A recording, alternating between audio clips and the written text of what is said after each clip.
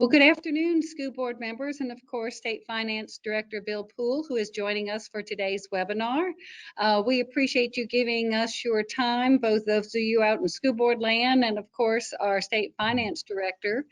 And it should be a familiar face to many of you if you've been on a school board, but now in a different role.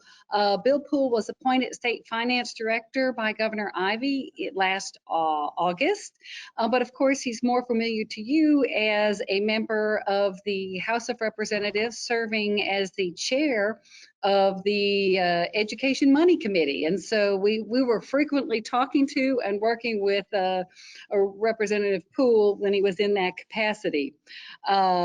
In his new role, Finance Director Poole also is a senior advisor. So it just goes beyond the money. It's about policy because he is a policy guy. And we were talking a little bit before you joined us, and he's always taken a statewide perspective and looking at policy. Finance Director Poole, would you tell us a little bit about yourself? I know you're still doing the commute. We talked about that. Tuscaloosa's home. You went to the University of Alabama, both for undergrad and law school. But tell our school board members a little bit more that they wouldn't get in the standard bio. Sure. Well, hello everybody, and I certainly appreciate the opportunity to visit with everyone. I hope we'll have some conversation and I can share some thoughts and maybe some insights that are useful to you in your capacity as board members for your respective school districts. Obviously a very, very important role, and I certainly have great respect for that. So I guess just quick background that may go further than the little normal bio. I was actually born in New Orleans in the French Quarter for the first few years of my life, but grew up in rural West Alabama in Marengo County. A little south of Greensboro, close to Fawnsdale. And as Sally mentioned, I attended the university at the time. I thought I was going to the big giant city by moving to Tuscaloosa. Little did I know, Tuscaloosa is not that big, but had a great experience, worked on Capitol Hill for a few years, came back to Alabama, as was the plan, to attend law school. Practiced law in Tuscaloosa until this prior summer. Ran for the legislature in 2010 and prevailed in that race, did not have an opponent in 14 or 18. And so that ultimately brought me to the position of being appointed state finance director. Last summer, Governor Ivey asked me if I would be interested, and after a number of discussions, after 11 years serving in the legislature, it was a time that I thought I might be interested in a transition to a different role or otherwise to take the next career step for me in terms of what that might involve, either simply practicing law or a different public role. And so clearly, Governor Ivey did a good job of talking me into it. I would not have anticipated it. I was not asking for the role, but after a lot of discussion with her and her staff, I agreed to serve in this capacity. So it's been a very interesting and fast-paced role. I knew that it would be. I've enjoyed it greatly. There are a lot of very, very significant issues that flow through this office as it relates to funding and many other operations of government. So I was aware of many of those and certainly bring a certain perspective and experience set, but also there's a lot to learn in this role. So I've been well on my way to accomplish that, and I appreciate the governor's trust in me in that regard. Well, she picked a good one. We hated to see you go, but of course you're still doing, helping public education in your new capacity. So can you tell us a little bit about the differences, I guess, in serving in the legislature and now serving in the executive branch? Well, it is quite a distinct difference, and I marveled at how differently I perceived a lot of things and how quickly that kind of happened. Certainly with a lot of legislative experience, not only as a general legislator, but as an appropriations chairman, and having carried a number of very significant legislative issues over the years. It's very interesting when you find yourself in the position of, okay, whatever the legislature does, it's going to be our role in the executive branch now to implement and carry that out. And it makes you think in far more detail about how do these things actually come into action? How do we actually accomplish these things and we have these other priorities and issues out here we're working on. How do we fit and grapple with these as well? So it brings a lot of those kind of how it really works beyond the vote. In the legislature, you have an issue, you create an idea, you define the problems, you identify the solution set, you vote, and then you move to the next one. And it's not your job to carry it out. You may be interested in analyzing the results, but it's not your job to carry it out. And that has been really the most distinct difference to me in terms of thinking about, okay, there's this proposal coming in the pike, but how do you effectively implement it? And that's a very, very distinct difference between the two roles. Well, I would say school boards could probably relate to that because we see policy levels coming at the, at the state level, and then we have to implement them at the local level. Can you tell us, what do you miss most about serving in the legislature? Well, I served for 11 years in the House, and I've made just wonderful, wonderful friends and colleagues through that experience, members, staff, everybody involved, constituents, so on and so forth. So, I still serve in a public capacity, and all of those people are still my friends and colleagues. But it is definitely a different relationship that you have. You're not in the caucus meetings, you're not in the meetings, you're not in the side conversations. And so it definitely removes you from that process a little bit. So I miss some of those interactions with friends and colleagues, being right there in the center of that decision making. But certainly in this role, it's a very active and influential role in those regards as well. So a different set of colleagues in that sense, and immediate staff working with and around me.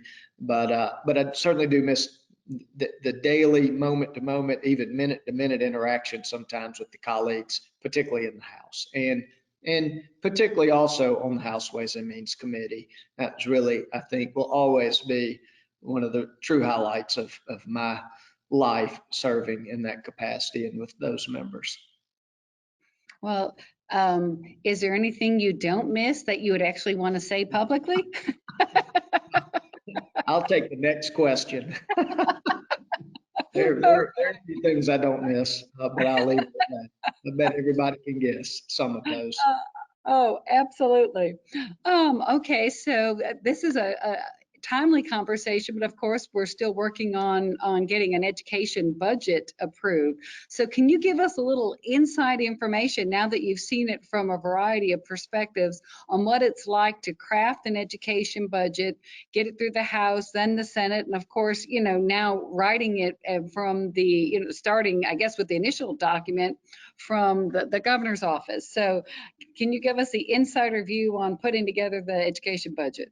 Yeah, so I can, and certainly I've done that now from the legislative side, and presented, or certainly had an instrumental role in presenting this year's proposed budget from the governor's side. But I kind of think about it in a couple of steps of a process. One is, you want to quickly, I think, define what are some of the real challenges that are out there that we think are actionable or can accomplish some good or some positives from the state level through policy and commensurate funding. And so, those can take a variety of forms. Maybe it's identifying a program that's working and prioritize it. Maybe it's recognizing a gap. We need some more programming, prioritize it. We can all think of many, many examples of that. So kind of what are some priority issues? Kind of similar to that, I generally try to envision, okay, what are a couple key problems? Maybe not so much opportunities as that case may be, but problems. Let's define issues. We know we're facing this issue. Teacher shortage is a good example. We continue to try to think about, and we're layering more and more. Sometimes layering is good, sometimes it's not good, but what are the things that we can do relative to the tools in our toolbox to address the teacher shortage? So define the problem, define a subset of the problem, identify possible solutions, start talking about enactment or implementation. What can you really do? Can you scale something statewide? Is it a regional? Do you need a proof of concept? So starting to kind of try to evaluate the decision sets. Of course, through those priority setting and defining the problems, you want to have stakeholders involved. That's not a one person or insular process. stakeholders from school districts and on that level, stakeholders really from every level. And then bring those into the committee discussion was always critical to me, and identify the committee, here are the priorities and issues as I see them. What do you disagree with? What do we need to add to it? Now let's identify a priority set. Let's all get to work. And then, in the legislative process, I always worked on that from the House's perspective, tried certainly to communicate and coordinate with the Senate, but the Senate inevitably is going to have some priorities. They may view some issues differently. There's a variety of reasons for that. And so then you try to kind of square those together. Why do we think this is important? Why do you think that's important? What do you agree with, disagree with? And that kind of slowly coming together of a budget package. But I always tried to think through every particular issue, whether it was an issue or more holistically on the budget. Okay, every corner of the state, north, south, east, west, every level of education, pre-K, K, 2-year, 4-year, every kind of demographic that let's make sure that the state's education budget addresses issues on every single level in every single corner, so that everybody in the state has an opportunity to benefit and succeed as it relates at least to those issues to the best of our collective opportunity. So that was always kind of how I thought and really continue to think about the budget. I think there's a very important responsibility to try to see the whole state and see it on all levels, horizontally and vertically, and try to address needs on every one of those. Well, and I can give testimony on that. One of the issues that we came to you with is our challenges in terms of cybersecurity and what the state could do. And really appreciate when you were in the House, you appointed the committee, and we're continuing to work through the plan and the template to do that, because without that, there was no funding, there was no way to address that. So it has saved school systems. In fact, there was apparently a breach in a school system recently that, thanks to the efforts, that you helped us input, it wasn't a bad breach. We caught it. So that's good to hear. We've heard some good outcomes on the cyber side, but we know the cyber threats are not going to go away. They're going to become more acute, and there are going to be more of them. So I think continuing to work down that road is going to be critical. Okay.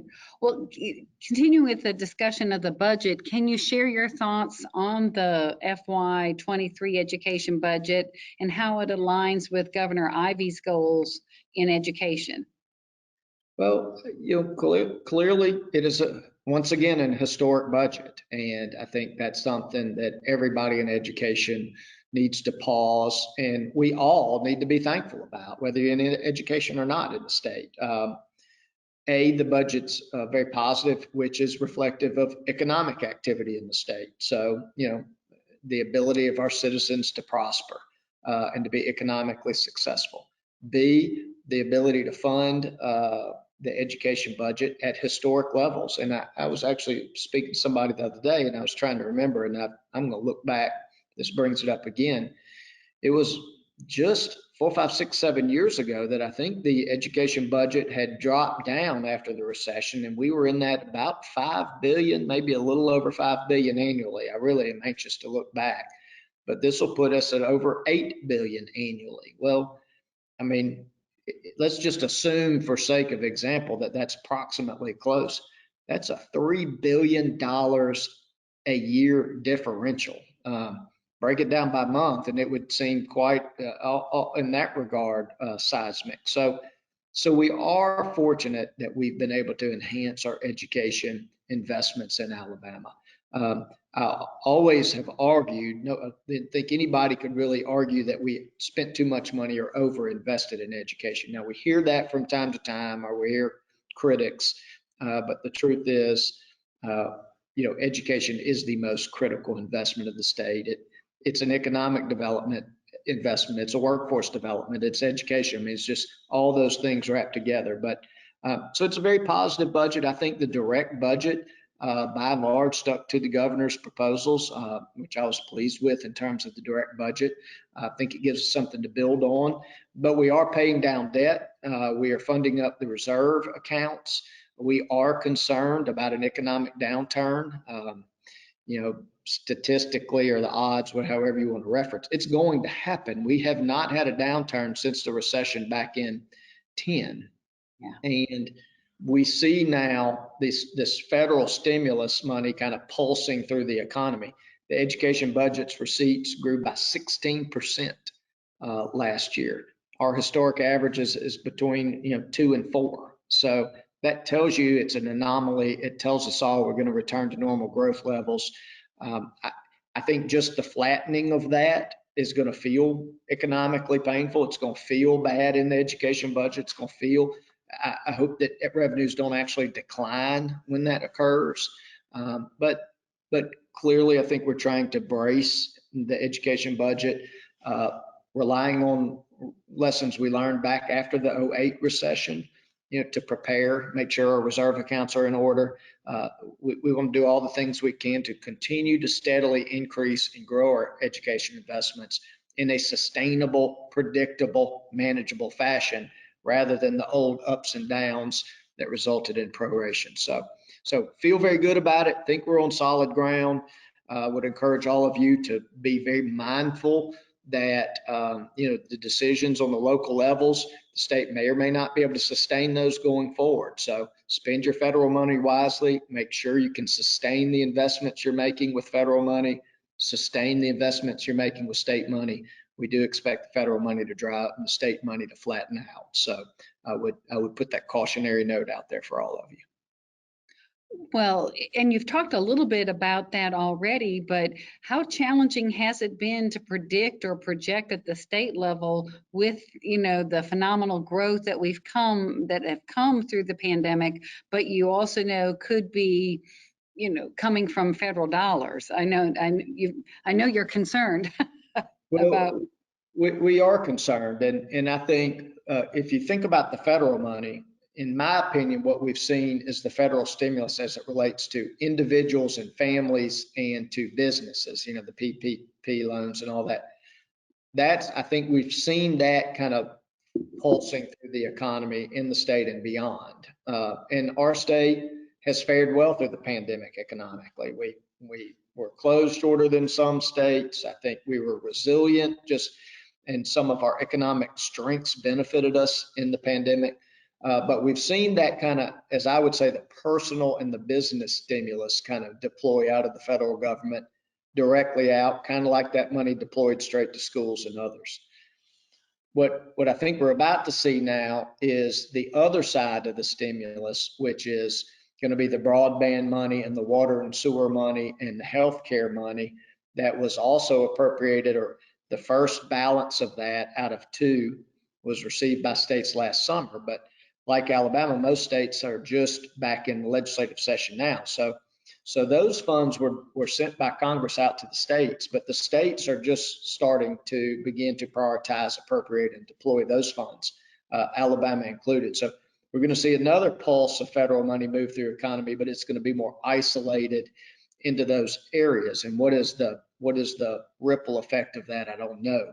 We're also going to see the federal infrastructure funds begin to deploy across our economy, and they are very substantial. So just to kind of give you a frame of reference, and I don't know this, so I don't want to be quoted on this, but this is speculative, but we could see north of $1 billion in the state of Alabama spent on broadband.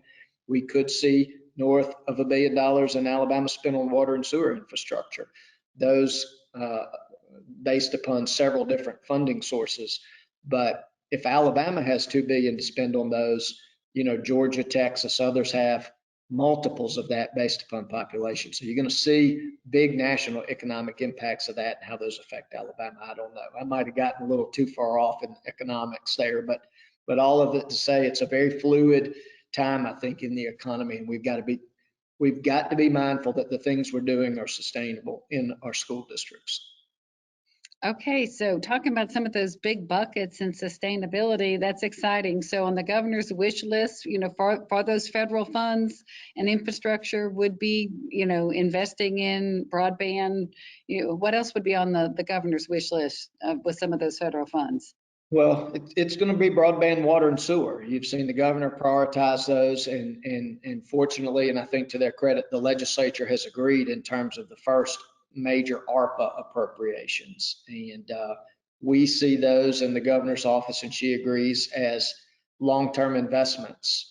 You put water and sewer infrastructure in the ground, it's going to be there in 50 years. It supports economic growth. It supports, a lot of things. It's tangible, valuable capital water and sewer projects. Kind of the same on broadband, a little different, but we know we have broadband deficiencies in the state. We know we have large areas that don't have broadband coverage. We know that it has a detrimental impact on education. It has a detrimental impact on economic development opportunities of smaller and rural communities. So there's going to be a substantial investment in those areas. I'll be in a meeting this afternoon related to broadband. And so those funds are coming and are being prepared to be deployed. So those are going to, I think, continue to be the governor's priorities as it relates to those federal funds and how they interact with education. Okay, and there's a couple more buckets or more opportunities coming forth, right? That's our understanding, right? That the legislature this summer might have an opportunity to have another spending plan? Well, the state will receive its second tranche, which is the remaining balance due the state of approximately $1.1 billion. We expect to receive those funds in or around June. So it is possible that the legislature, the governor no decision has been made. There has been very little discussion about it. It's not time for that discussion yet. But upon receipt of those funds, that would open the window for the legislature to appropriate those funds. So that could be done by virtue of a special session, or it could be done in the next regular. I can perceive immediately of a couple arguments for or against each one of those. And the truth is, I think we'll know more by June. We'll know more about the pandemic. We'll know more about the Federal Infrastructure Act and how it interfaces with some of these investments. I think we'll know more about a lot of issues that will inform the decisions about how to prioritize those funds and consequently maybe the best strategy for the state of Alabama in terms of when to undertake that prioritization through the appropriations process. Well, here now I'm getting economic wonkiness in this because are you at all concerned with every state having this amount of money, and wanting to spend it on the same thing, the supply chain things, problems we're seeing? Yes. So we're not concerned. We're already seeing the impacts, and it's going to be a big problem. And these ARPA funds, and I'm going to bring this back to school point, but the ARPA funds have to be committed by the end of 24 and spent by the end of 26. And that sounds like a lot of time. That's not enough time. And we anticipate there will be a huge cry from the states to extend that time because you can't find engineers right now to design your water and sewer projects already. Supply chains are going to be a problem for broadband and water sewer. Work crews to install are going to be a problem. So, broadband projects are complicated. Water and sewer projects are more complicated. They don't just pop out of the ground or into the ground, as the case may be. So that's going to be a problem. And every state is going to spend an enormous amount on those. Now, the challenge for us is to spend our dollars more wisely. I've made this point on broadband over and over. We can't just spend a bunch of money on broadband and pat ourselves on the back and feel like we did something good, because if everybody else is spending also and they spend theirs more efficiently and for greater impact, then when the dust settles, we're just that much further behind relative then to now. So we have to deploy and spend our money in a wiser, more efficient and in a manner to create a greater rate of return, so that when it's all said and done, we've closed the technology gaps. We've closed those gaps relative to them as opposed to allowing them to further widen. Now, back to my point about the schools, which I strayed from slightly, is, on PSEA bond, on capital projects, if you have water and sewer issues, get your engineers in place now. Get rolling on those, because I think there's already, we're hearing about schools that are having difficulty in terms of some of the capital projects. And I think that's going to become a bigger challenge as we go forward. Most definitely. All right. Speaking of something that's near and dear to our heart in school board world, and you were a mover and shaker of this, looking at the Advancement for Technology Fund that currently provides, the funding for all the qualified expenses, which one of the things that we lobbied for successfully and the governor signed in there is allowing some of those funds to be used for construction and renovation.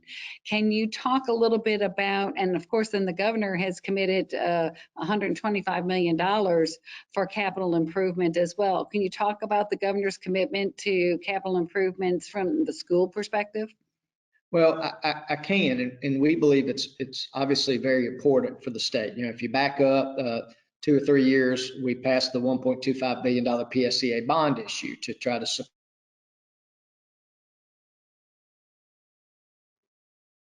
capital improvements. The A&T fund is really benefiting, so to speak, from this historic growth in education revenues because it's causing more money to flow into that A&T fund. And so the A&T fund, as I think about it, really has performed well in the sense of it's a cash flow management tool that prevents us from heading into proration, but it turns the dollars right back around if they materialize and infuses them right back into education. So the dollars are intended to not get lost out on other things. The dollars are intended to really waterfall into this bucket, we've used that term, and supplementally appropriate straight back into education via the formula, head count. So not political, not controversial. So that is very important. Now, the governor did propose an additional $125 million in the budget package to support and sustain some of the PSCA bond projects. We're concerned about cost overruns because of supply chain costs, so on and so forth. So we were trying to give every school a 10%, whatever they got, give them a 10% and kind of treat that as if their costs were running up by 10% or less, that would cover their PSCA projects. If they were able to contain those costs, and it would just give them a little bit of extra capital money for other deferred maintenance or other needs. Now the Senate has redirected that funding. So that funding, as I understand it, if we're referencing the same 125, no longer exists, which is disappointing to me. That was recommended by the governor, but it has not been redirected. And I would encourage everybody from the school board and education side, you want these excess funds to go into the A&T, because when they go into the A&T, they're going to get to your school. If they don't go into the A&T, then they're not getting to your school. And so watch the use of excess funds as it relates to whether they are flowing into the A&T or whether they're not. That's a great message. That's exactly what we need to start looking at. All right. One of the other big issues on the horizon that probably hasn't gotten as much publicity is the Hoover Institute report and the Alabama Innovative Commission. Now, I know you started working on that when you were on the legislative side. So if you don't mind talking a little bit about that, but of course, how you're dealing with that in your new role. Sure. So just by quick background, the governor created an innovation commission right before the pandemic hit. I get all my years kind of scrambled right now, but right before the pandemic hit. And there were a variety of public officials, but it was slightly weighted to private sector subject matter experts, which I thought was important, as did others. And the purpose of the Innovation Commission was really to study Alabama very closely and think about what do we need to do to grow our knowledge base, research, technology, entrepreneurial sector in the state from an economic standpoint. And I, for one, believe that's just critical. I think that's the economy of the future. Technology is just going to change and accelerate more and more rapidly. It's going to destabilize industries as we know them. It's going to disrupt so many things. And if we're not a player in that space, then we're not going to have economic opportunities for our citizens, and our citizens are going to continue to leave the state for other jobs at a greater volume than we would want for that to occur. So that was a big part of it. Now, one thing we all know when you start talking about knowledge-based jobs is you've got to have workers and a talent base that is prepared for that. And so we quickly, and I certainly fully welcomed and embraced, what do we need to do from the education standpoint? Now, I caution the Innovation Commission that has now given rise to the Innovation Corporation, which I'll address momentarily, but I don't think it's the commission's really objective to try to figure out how to bring forward K-12 policy.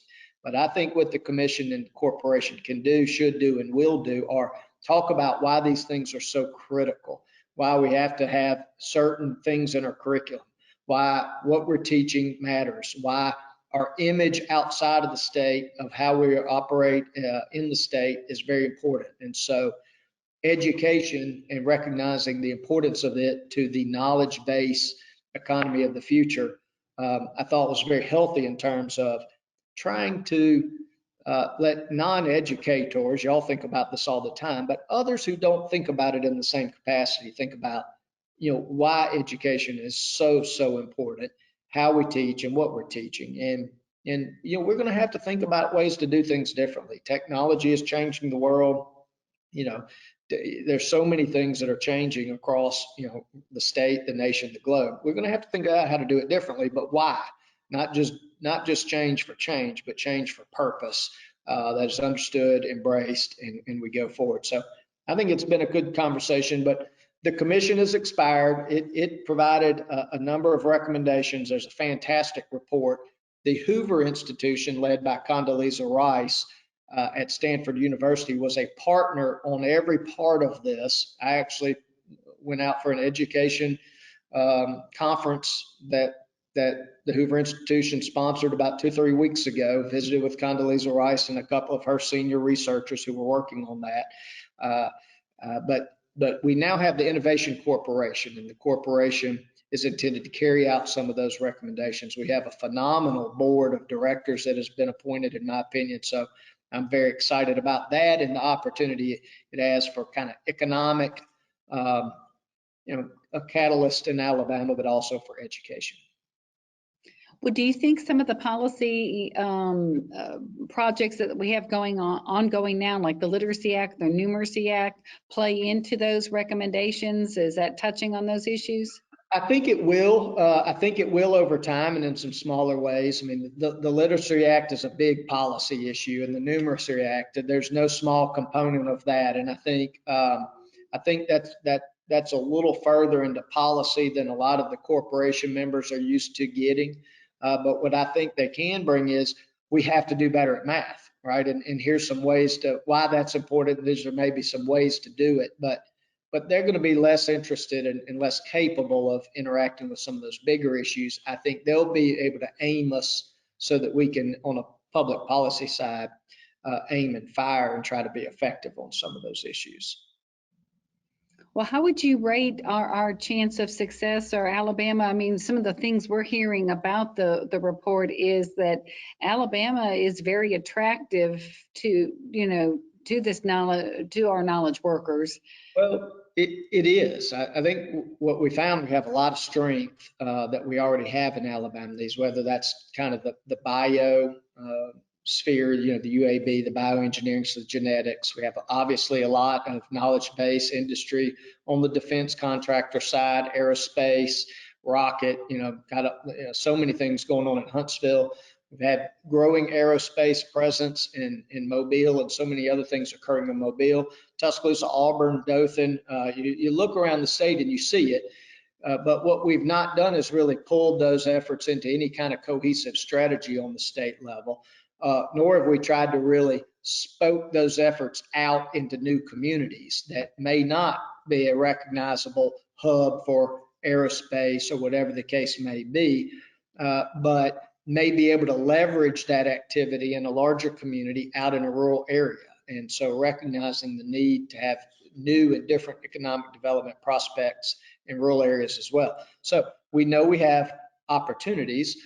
We also know, I think we're doing this at the right time, but we have challenges as well. We've got to be a more effective and more intentional player in this area. We've got to realign, I think, some of our state incentive programming to recognize the opportunity for growth here and the benefit of that growth. as opposed to some other areas that I think we're kind of maxed out at. And that doesn't mean we're doing anything wrong. I think it means we've done really well, but I think we're maxed out in some areas. And so, like anything else, what's next? How can we anticipate that at state level, be constructive in that? But one thing I always talked about is the budget. The more we can grow the economy, the more we can enhance our education investments. And that's a balancing act, and it's not always an easy balancing act. Sometimes that can be a difficult discussion, but they are directly related, and one benefits the other without a shadow of the doubt.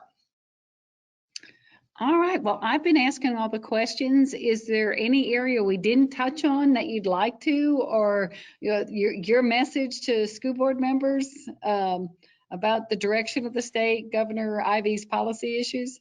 Well, I think if I were to hit on some themes, and Sally, you would have certainly attest, I think, the consistency of this, and maybe some of others as well. But our K through three reading and math. I don't, everything matters, but I think in many respects, nothing's more critical right now than our K through 3 reading and math. Unless and until we change the trajectory on those scores, we're going to have difficulty. But if we can make progress there, then that progress will build on itself as those cohorts move through, and then we can build on that foundation and do better at it as well. So I think that is the foundation that we need to continue to try to shore up.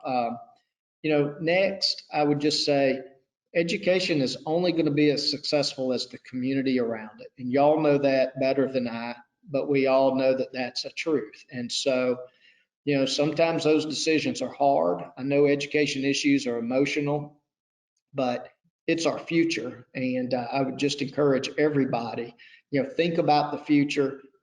Think about what is best for the future of education in Alabama and all of your decisions. It's a critical time. We know we're not in a great starting place. If we started today, we've got to do better. And there are a lot of reasons for that. We've got to do better at a lot of things in Alabama. There's nothing wrong with recognizing that or saying that or acknowledging that. I think the point is we've all got to kind of grab arms together and figure out how we're going to do it. And let's just get on with it. And one thing the governor's talked about is reaching a point that we have no failing elementaries in the school in the state of Alabama. And I know I don't even like using the term failing. There's better words, and we have different scoring systems, and that's a different discussion. But if all of our elementary schools are successful in Alabama, then all of our middle schools have a better chance of being successful, and so on and so forth. So that's the kind of success that can breed success. I think if you start at that young age, and I would just encourage you, if you need more pre-K programs, talk to us. If you have an issue, anything particularly that's pre-K through 3 on math and reading, let us know. Let us know about anything. But if you bring those to our attention, it's going to go from this priority level all the way to the top, because that is the top priority level of this office, and it's mine as well. And I encourage all of you, let us know what we can do to help you and support you.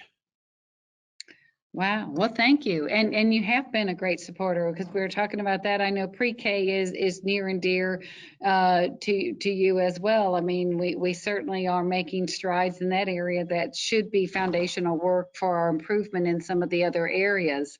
Well, I can definitely tell you that Tuscaloosa's loss is Alabama's gain to have you in this position and with your forethought. I don't have any other questions unless there's anything more you'd like to add. We usually say this is anywhere from 30 to 45, minutes.